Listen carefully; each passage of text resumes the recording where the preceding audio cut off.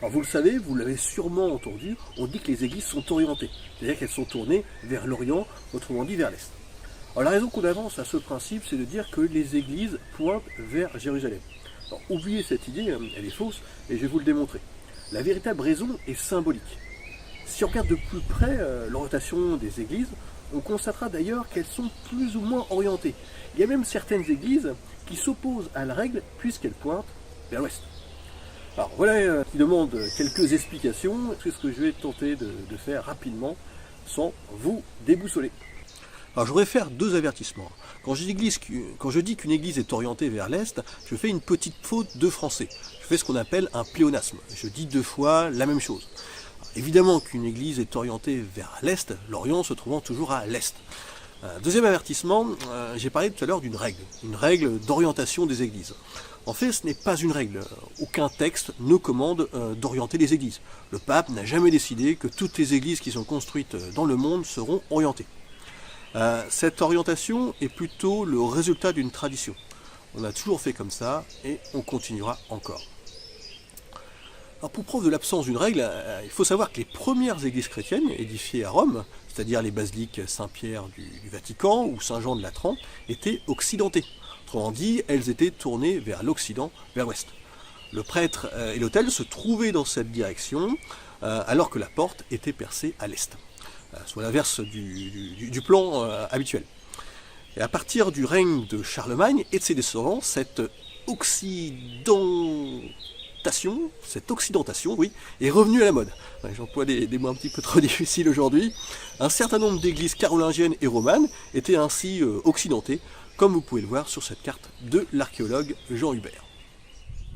Mais dans l'histoire du christianisme, c'est largement l'orientation qui a eu la préférence des commanditaires d'église. Alors pourquoi? Est-ce que cette direction indique Jérusalem? A priori, d'un point de vue géographique, ça se tient, la France est ici, et Jérusalem approximativement vers l'Est. Mais qu'est-ce qui se passe si on choisit une autre région du monde? L'orientation des églises s'adapte-t-elle? Alors, je vais prendre par exemple l'Arménie. C'est un pays intéressant car il est très anciennement christianisé. Et si ses habitants ont pris comme tradition d'orienter leur église vers Jérusalem, elle devrait en théorie être orientée sud, sud-ouest. Eh bien, on va vérifier cela. Alors, je vous propose quelques plans issus d'un livre qui s'appelle L'âge d'or de l'architecture arménienne au 7e siècle. Et vous noterez que les églises sont toutes orientées vers l'est, puisque l'abside, c'est-à-dire cette zone semi-circulaire où se tient le prêtre, ou au moins l'autel principal, est à droite. Alors c'est vrai qu'il n'y a pas de rose des vents à côté de ces plans, mais l'auteur, Patrick Donabédian, avertit dès les premières pages que tous les plans sont orientés. Les églises sont tournées à l'est à quelques degrés près. Alors qu'on devrait s'attendre à une orientation vers le sud, sud-sud-ouest, si on se réfère à la direction de Jérusalem sur la carte. En fait, partout dans le monde, les édifices chrétiens regardent vers l'est. Ils se moquent de leur situation géographique par rapport à la ville sainte. Maintenant, comment expliquer cette habitude? Tout est question en fait de symboles. Vous ne me contredirez pas si je vous dis que le soleil se lève à l'est. Autrement dit, c'est de ce point cardinal que la lumière triomphe des ténèbres. Et là, je pense que vous voyez peut-être poindre le symbole. Les textes chrétiens ont considéré que Jésus ferait naturellement son retour glorieux parmi les hommes de ce côté. Et lors de la messe, le peuple, le prêtre, priait donc vers l'est dans l'attente de ce grand moment que serait la seconde venue du Christ sur terre.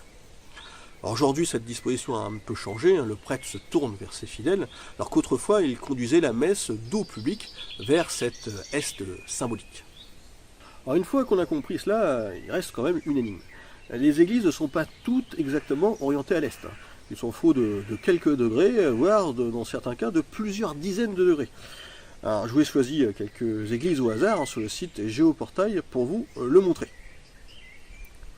On pourrait justifier ces divergences en mettant en doute la qualité de la boussole des constructeurs. Mais pas de chance, au Moyen-Âge, cet instrument n'avait pas encore été inventé. La faute est plutôt à rechercher du côté de ce fichu soleil qui n'arrête pas de bouger. Non seulement il se déplace au cours de la journée, mais aussi son point de départ change tous les matins.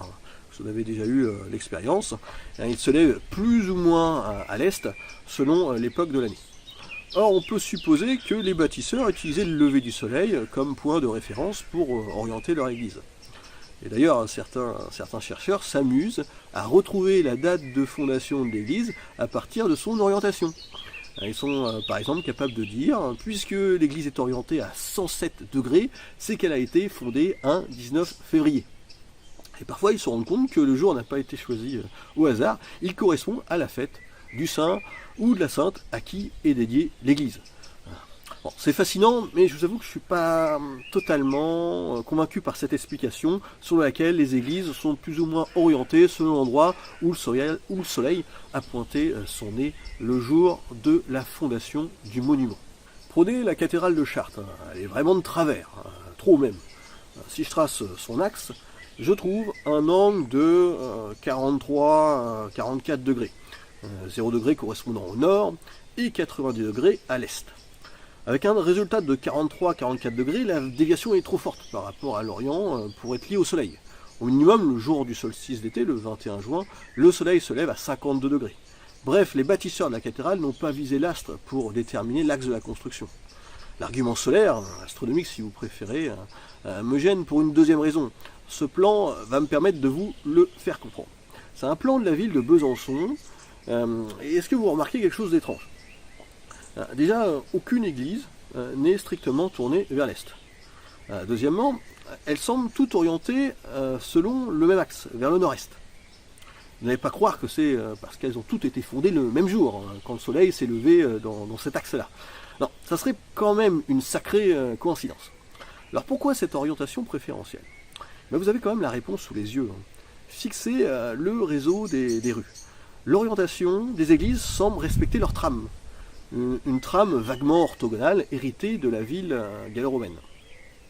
Vous avez la même chose à Paris, Lyon, Bordeaux, Troyes, Poitiers. Si les églises de ces villes ont leur axe principal de travers, c'est pour concorder avec un réseau de rues préexistant. Rien d'astronomique ou de symbolique là-dedans, juste une question d'urbanisme.